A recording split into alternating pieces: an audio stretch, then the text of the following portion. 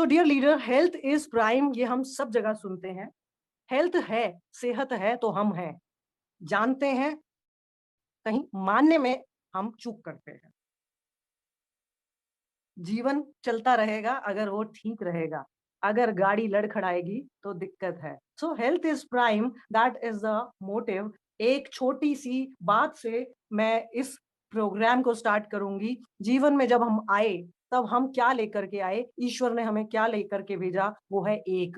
हम वो एक नंबर लेकर कर इस दुनिया में आए, और वो जो एक नंबर है वो एक नंबर है ईश्वर का दिया हुआ सेहत, हेल्थ।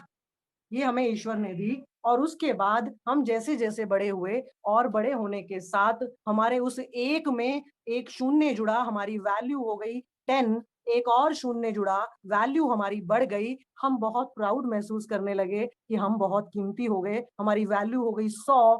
और ऐसे ही हमने थोड़ी और तरक्की की, जीवन में आगे बढ़े, और हमारी वैल्यू बढ़ गई, हम हो गए 1000, और ऐसे ही हम हो गए 10,000, और ऐसे ही हम अरबपति और पता नहीं कितने कितने मिलियनर और बिलियनर बनते चले गए।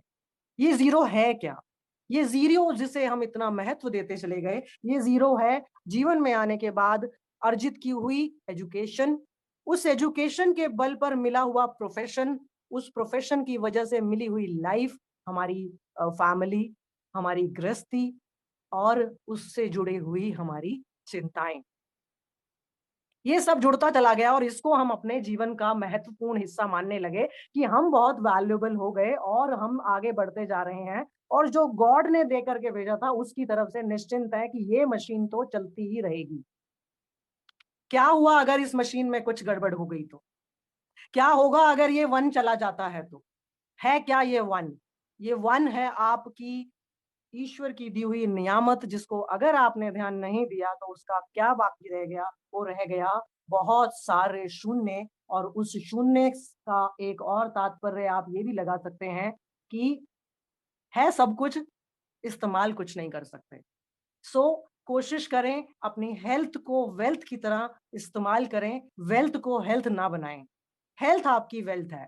हम उल्टा चल पड़े हैं, हमें वेल्थ में अपनी हेल्थ दिखती है। ये सारी चीजें करेंगे तो एक हैप्पी लाइफ जी सकते हैं। अब ये सब करें, हमारे पास समय की बहुत कमी है।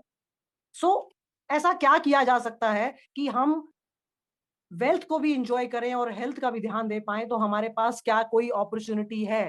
तो ये अपॉर्चुनिटी हमारे पास है, और इसी अपॉर्चुनिटी को हम पहले खुद समझ रहे हैं, और फिर उसके बाद अपनों को समझाने की कोशिश करते चले जा रहे हैं, और इसी कोशिश का नाम है एटमी। हेल्थ के इस पॉइंट को और बेहतर तरीके से अगर आप किसी को समझाना पाए, समझाना चाहें, तो आप एग्जाम्पल लीजिए। जो इस वक्त सब कोई बात कर रहा है वो है श्री स्वर्गीय श्री झुनझुनवाला जी, जिनके बारे में कहा जाता है जितना पैसा उनके पास है वो सब चाहेंगे हमें मिल जाए। लेकिन उनका एक स्टेटमेंट जो सब पढ़ रहे हैं कि मेरा सबसे खराब इन्वेस्टमेंट अगर कोई था तो वो था हेल्थ के प्रति मेरा इन्वेस्टमेंट। सो कोशिश करें अपनी हेल्थ पर, अपनों की हेल्थ पर सबसे ज्यादा इन्वेस्ट करें,